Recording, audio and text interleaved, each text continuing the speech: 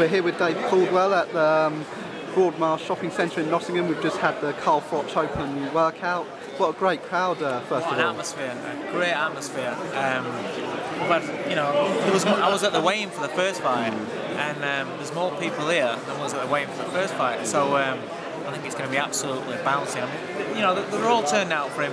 It's been a bank holiday, they could have been doing something else, but they're all here, you know, and they've been absolutely brilliant. Great atmosphere, and Carl's putting a little show for him. Definitely. And are you going to be going, are you going to be doing the rest of the week? Yes, I'm training till Bellew, so I've got to go back now. Yeah. I'm training all the week, but we're training early on Friday morning so I can get down for the weigh-in, and I'll be staying there for Friday and Saturday, so can't wait, really can't wait. Definitely. And as a promoter yourself, I mean, it must be like a dream to like put something like this on. What must be going through Eddie's mind? Yeah, I mean, you know, Eddie's a young guy as well. You know, to achieve something like this so early on in his career as a promoter, you know, it shows you what great strides he's made in the sport. You know, it is just a dream to put something like that on. You know, I mean, I've been fortunate enough, you know, with Eric, we've put on shows at the MEN and stuff, and with Coldwell Boxing we did the Echo Arena. So, you know, we're getting there slowly but surely. But you know, I think this is a once in a lifetime, 80,000 people at Wembley Stadium. You know, that is something. You know, just I don't think it'll happen again in my lifetime, to be honest. You need two big stars to put on. It's not just about one star. You need two big stars. You know, two fighters that are going to grab the public's attention, and you know, we've got it in Froch versus Groves. Everybody loves a grudge match, but more importantly, everybody loves a grudge match between two guys that don't like each other. You know, they've got characters, and this is what we've got. You know, but these guys can fight. You know, they're not just two guys that don't like each other and cause a lot of noise. They both can fight, both different styles.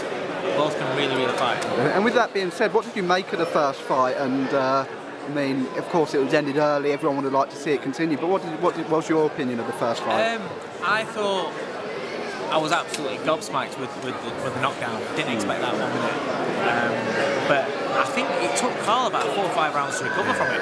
Seriously recover from it. And I think that played into George's hands, where George could then really get on top, stamp his authority on the fight, and make Carl look even worse than what he is, or what he was on the night. But the bottom line is, Carl took everything that he threw at him after that first round, and then he put it on. So, you know, it weren't just about round 9.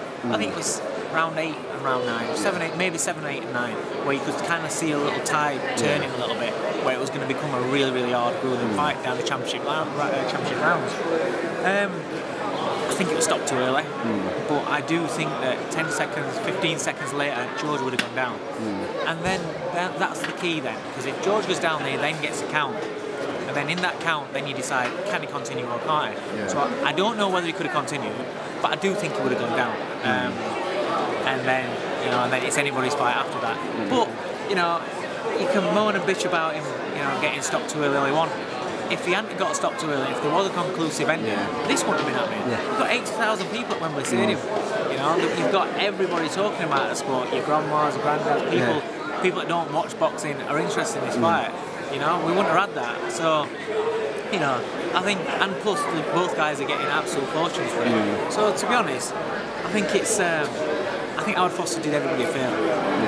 And how do you see this fight going? I mean, do you think the fight... You know, I mean, it's been great watching the build-up on ringside and on the Facebook chat, and then on the gloves are off this do you know what? Before, when the last fight ended, actually, it was so controversial. I spoke to Eddie on the night, and I said to him, you know what, if it's a rematch, George knocked him out in a rematch. I just think, for me, I'd got it in my head, you know, I just thought, you know, a bit like Tarver Jones sort of syndrome. I just think he'd like to knock him out.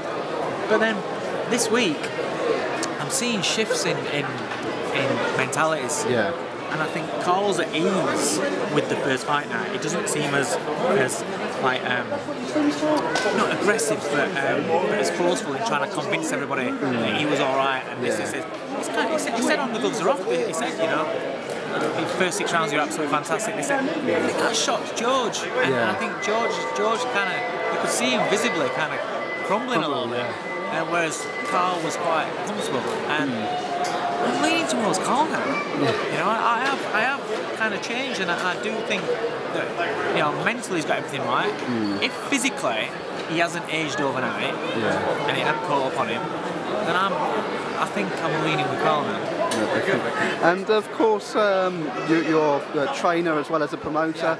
How are your fighters doing at the moment? You mentioned Tony Bellew. Yeah, very good. As a trainer, I only train Tony now. Yeah. After Ryan retired, I kind of retired from training fighters to concentrate on the boxing side of things, with the promotional and the management aspects of Coldwell boxing. I'm too busy with that. You know, we've got shows constantly, and I manage or promote about 30 fighters. So don't have time to train fighters full time. But Tony asked me, you know, for the last fight, would I train him and look after him, and you know, I've been good friends with Tony, you know, for years, since before his first fight. So I took that on board, and we worked well together the first time round, and so, you know, onwards and upwards. And for this fight, I'm over the moon with him. He's training really, really well for July 12th. He's adapting, he's improving, and he's hitting harder, and he's getting faster and sharper. So he's ticking all the boxes, and he's a joy to work with. So I really enjoy training him. You know, I've only got time to train fighters that I'm going to really enjoy working with, and you know, that I'm going to see development, and then, you know, then want to improve. And of course, this is a massive domestic fight, and everyone wants to see, and Eddie Hearn has mentioned, he wants to put on great domestic fights, and of course Tony Bellew, Nathan Cleverly, both under the Matchroom banner. Is that something we could see? I think it's natural. For me, I think that's a final eliminator for a world title, and I think Eddie's mentioned November. We're happy with November for that fight. That's not a problem. You know, get July 12th that way, and Tony's ready. And I think, personally, I think it's a totally different fight at cruiserweight. People say, no, how can the first fight was a close fight. I personally thought Tony just edged it, but somebody sat next to me, I think it was Dominic Ingle, he thought that Cleverly just edged him. Just. It's one of those fights. When a fight's close, it's not a robbery.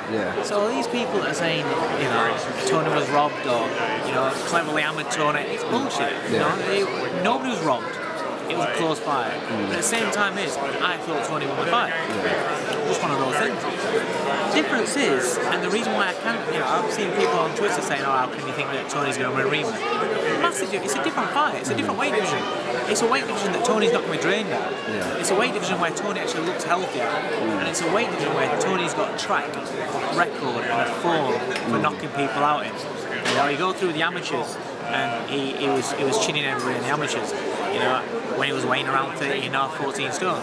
As a cruiserweight, he's weighing about 14 stone too. You know, he's hitting a lot harder, he's more natural, he's not starving himself. So at this weight, he's got his, you know, he's full of energy, and he's a different athlete. And for me, he'll knock Cleverly out. I'll be absolutely gobsmacked if the fight goes a different distance. I really can't see it going a distance. Oh, that's great. Thank you so much, Dave. Right, nice. Thank you.